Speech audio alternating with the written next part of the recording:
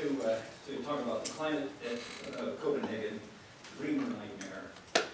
And so the dream, my dream.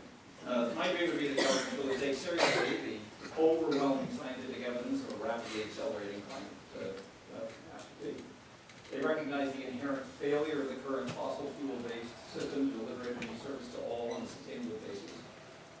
That they recognize the need for a transition to an economy that's based on energy that is non-destructive, environmentally protected, economically affordable, and will endure for all forever. That's a quotation from the National Energy Policy Initiative. Now, the nightmare. My nightmare is the government doing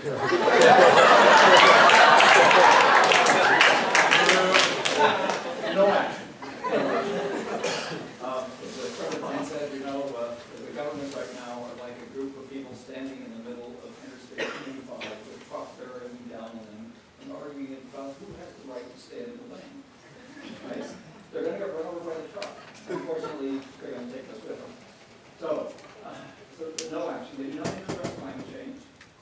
They continue this absurd system where the United States alone sends $700 million a day to oil-producing countries. We suffer economic damage every time the oil prices spike. We accelerate the destruction of land, water, and air, and we lock billions in poverty under the current system. New study from the National Academy of Sciences in October of this year that burning fossil fuels costs the U.S. at least $120 billion each year, plus the damages. And this does not include any damages from climate change. You all remember the first spike of climate. And in fact, at the peak of that in last year, it was costing us the equivalent of about $1,400 million a day. So the DOE study concluded that the cost of petroleum volatility alone has cost the U.S. economy $7 trillion in the past 30 years, and this exceeds the cost, if you can believe this, of all U.S. wars in its history. And we have a long history of wars, so we spend a lot of money. We are spending per day about $250 billion. We're doing 10 million barrels a day importing it, and that's costing us currently $250 million per year. Last year at the peak, it cost us $500 billion. That's starting to get to be real money. The impacts are severe. Rising temperatures, altered precipitation, intensification of storms, fire, droughts, sea level rise. You know the whole drill, so I won't go through it because I only have about 6 more minutes. The world is getting warmer. Here are the temperature charts. And one of the things that some of the skeptics are talking about is, aren't we seeing cooling? Because it got cooler last year. And here you can see the 25-year trend and the 10-year trend, and they're virtually identical. And you can see that 2009 is creeping back up to, they're regressing to the mean, as they say. But indeed, glaciers are melting.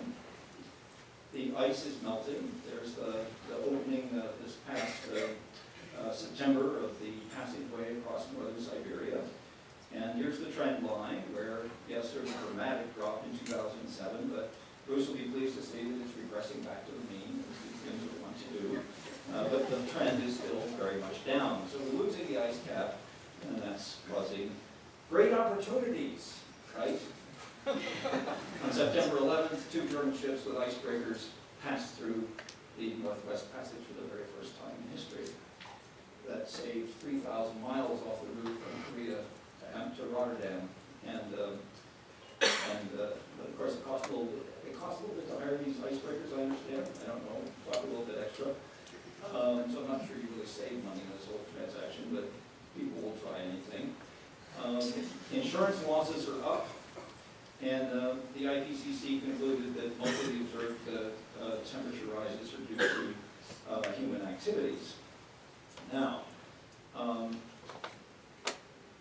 but the IPCC is getting criticized because it's been accused of understating the true threats in the U.S. If only they use Macintoshes around here. Whole different debate. But anyway, the U.S. climate change impact assessment found that instead of is just getting about 3 feet of water rise by the end of the century. It's probably going to be closer to 6. And that basically we're due to fry the United States by about 10 or 15 degrees Fahrenheit, and sea level rise 5 feet or more, and we'll turn part of the country into a permanent dust bowl. It sounds terrific to me, all of this to avoid, to keep doing this. That's a big pile of coal. If you've never seen one before, they're really big, and they feed into these power plants greatly. This is a picture of mountaintop removal. This is what we get when we get our electricity. Every time we turn on the lights, we take some more mountaintops off in West Virginia. This is what it looks like in India, where they use coal. And this is how they collect coal in India. Women and children, barefooted, wandering around, picking up coal and so forth to keep a fossil fuel economy going in India. So there's been a big blowout just a few weeks ago in West Timor, causing all kinds of problems. And this was supposed to be a safe, modern operation. Now, what will it take to get our climate in order? I'll just give you some other issues beside climate here to worry about. It takes about an 80% reduction in fossil fuel emissions, and I will illustrate how that works over 50 years.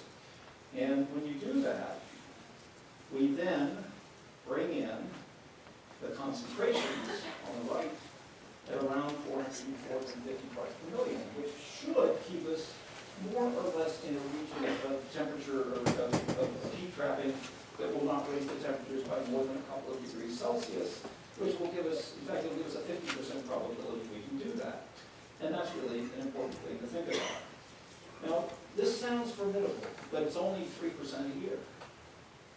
3% a year.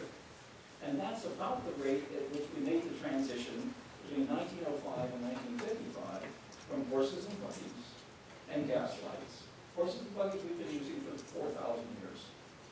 And in the span of 50 years, we made the transition to automobiles, and we went from gas lines to electric. And today we make a similarly dramatic shift also in about a 50-year period. So can we do it? Well, here's the data on the next energy industrial revolution. Solar power has been growing at an average rate of 56% a year for the 5-year period from 2003 to 2008. Biofuels have been increasing at a rate of 28%, wind at 25%, hydro at 4%. If you look at this, at what's been happening with coal and oil, with the recession, they've been going down while these technologies have continued to increase. Now, the current approach to a treaty is failing. Nobody wants to do it. It's a pollution treaty. And basically what we need is a development treaty. It's a development problem. We're treating the atmosphere like a waste dump. And so no country wants to reduce its emissions, but if we reframe the treaty, we need to, so we can avoid these silly debates about who has the right to pollute the atmosphere. So, resurrecting the green, this is a quotation that has come out of the preparations for Copenhagen. Right now, China's got a plan, making a big announcement. India's got movement. Countries like Mexico and South Korea are committing themselves to targets internationally. Who is it that still doesn't have anything on the table? It's the United States. So everybody's going to blame the United States. Well, we perhaps deserve a little blame, but nevertheless, we've got to get beyond the blame game. We need to negotiate a different treaty. So the U.S. should come in with a proposal for a different treaty. If our problem is maldevelopment, what we need to do is to have a agreement that supports sustainable development. The new treaty would set as its goal the delivery of energy and other services to all in a manner that does not damage the climate system or the environment. It's enduring and creates a sustainable economy. And so a successful treaty in Copenhagen would be nice, but we do not have to wait for it. We can get started right now. The survival of our economy, our security, and the health of the planet are counting on the innovators among you to seize the moment and move the world forward with restorative technologies for the 21st century.